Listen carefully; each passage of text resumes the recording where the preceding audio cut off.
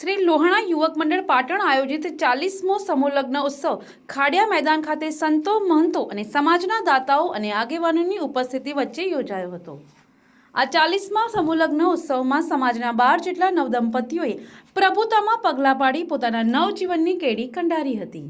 તો આ 40મા સમૂહ લગ્ન ઉત્સવ દરમિયાન ખાડિયા મેદાન ખાતે શ્રી લોહાણા યુવક મંડળ પાટણ અને ઇન્ડિયન રેડ ક્રોસ સોસાયટી દ્વારા મેગા બ્લડ ડોનેશન કેમ્પનું સુંદર આયોજન કરવામાં આવ્યું હતું।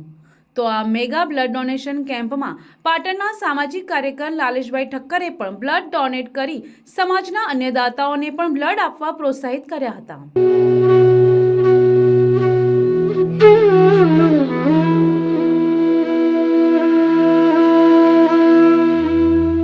સમાજની નાની બાળાઓએ સ્ટેજ પર સુંદર સ્વાગત ગીત રજૂ કરીને ઉપસ્થિત સૌને મંત્રમુગ્ધ કરી દીધા હતા।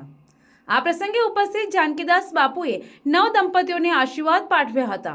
તો હરિદાસ બાપુએ લગ્ન ગ્રંથિથી જોડાતી તમામ દીકરીઓને આશીર્વાદની સાથે પોતાની યથાશક્તિ પ્રમાણે કવરરૂપી આશીર્વાદ પાઠવ્યા હતા।